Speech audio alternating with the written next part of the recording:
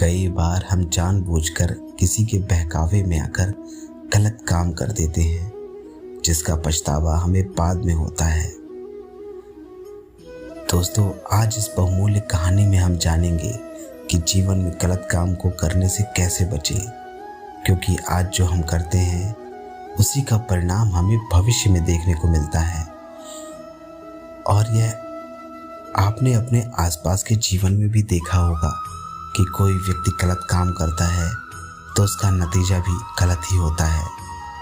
नमस्कार दोस्तों, स्वागत है आप सभी का एक बार फिर से ज्ञानपूर्वक एक ज्योति ज्ञान की चैनल में। दोस्तों, इससे पहले कि हम कहानी में आगे बढ़े, जो इस चैनल में नए आए हैं कृपया चैनल को सब्सक्राइब करके बेल नोटिफिकेशन को ऑल पे ज़रूर सेट कर दीजिएगा। तो दोस्तों, आपका और अधिक समय नष्ट ना करते हुए शुरू करते हैं आज की कहानी।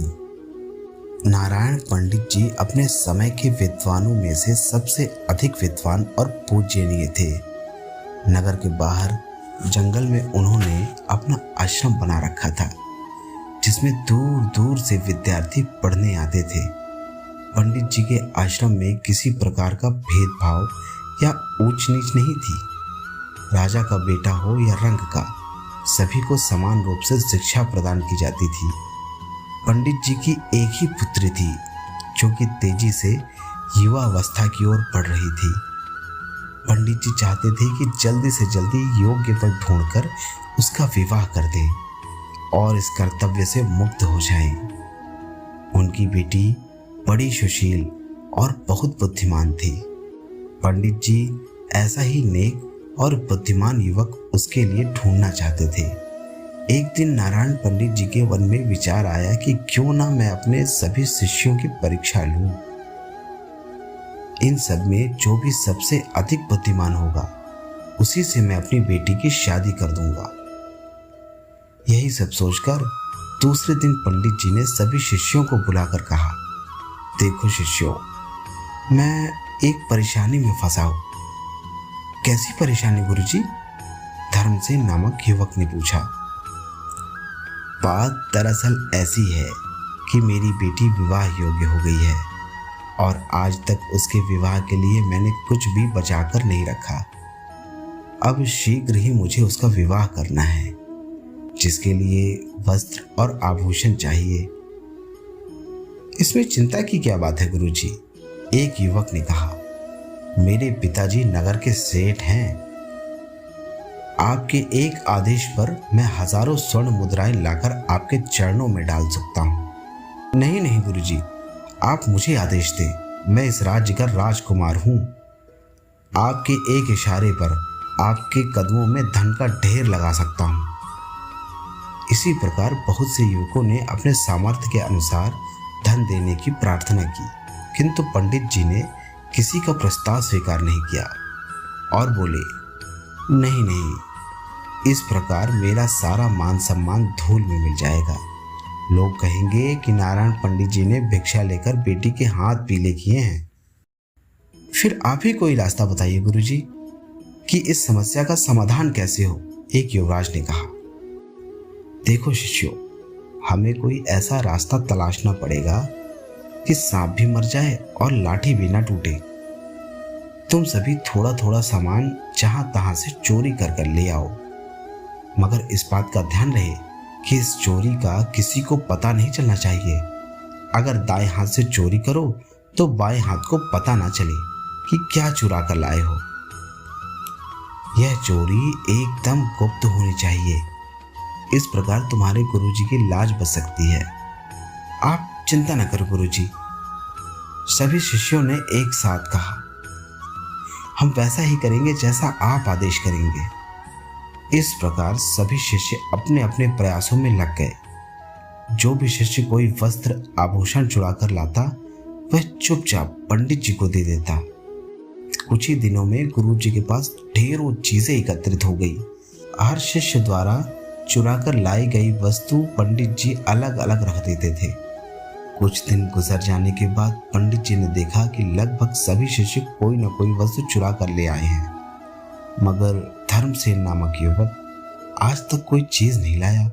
इसीलिए एक दिन उन्होंने सभी विद्यार्थियों को फिर से एकत्रित किया और बोले, धर्मसेन, हमारे हर शिष्य ने अपने सामर्थ्य के अनुसार चोरी करके हमें कुछ न कुछ लाकर दिया, मगर इतने दिन गुजर जाने के बाद भी तुम कोई वस्तु चुरा कर नहीं लाए।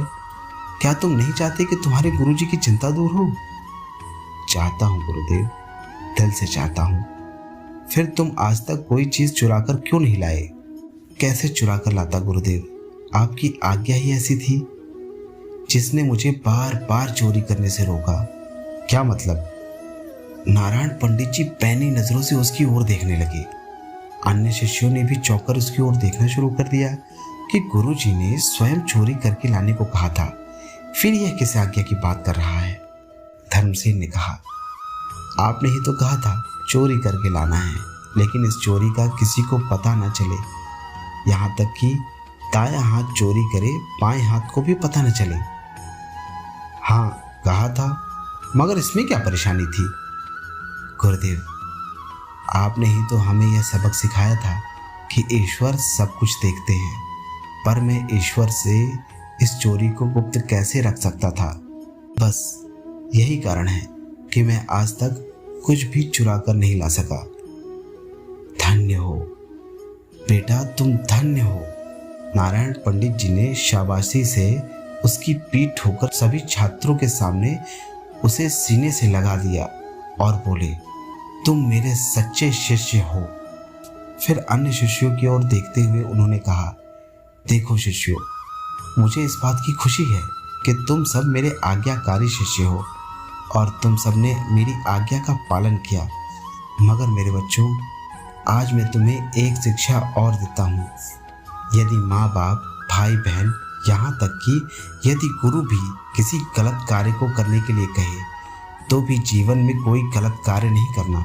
तुम लोगों की बुद्धि परीक्षा और अपनी पुत्री के लिए योग्य वर ढूंढने हेतु मैंने यह सब नाटक किया था। धर्मसेन को मैं अपनी पुत्री के योग्य वर मानता हूँ। आशा है इस पाठ से तुम सभी ने एक नया सबक सीखा होगा। अब जाओ, जो जो वस्तुएं तुम जहां जहां से चुरा कर लाए हो, क्षमा मांगकर सभी वस्तुएं वापस कराओ। गुरुदेव, हम मानते हैं कि भाई धर्मसेन हम सबसे योग्य हैं।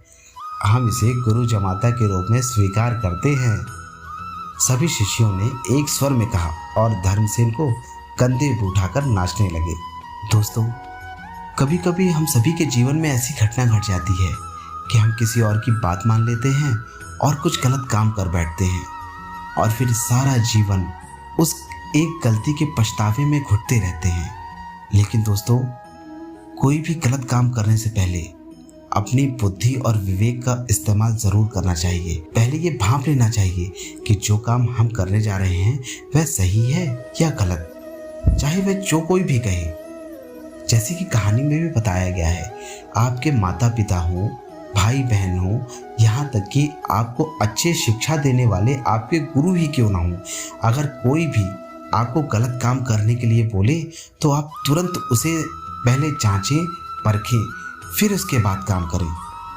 तो दोस्तों, आशा है कि आपको यह कहानी अच्छी लगी होगी।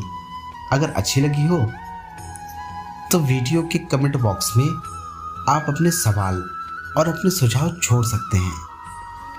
और अगर दोस्तों आपको ऐसी ही कहानियाँ पसंद हैं तो हमारे चैनल में आपको इन्हीं प्रकार की कहानियों के संग्रह मिल जाएंगे, जिन्हें आप कभी भी सुन सकते हैं। तो दोस्तों, आज के लिए बस इतना ही। कल फिर मिलते हैं किसी और नई कहानी के साथ हम लोग। तब तक के लिए नमस्कार और वीडियो में अंत तक बने रहने के लिए आप सभी का बहुत बहुत धन्यवाद। जय श्री कृष्ण। राधे राधे।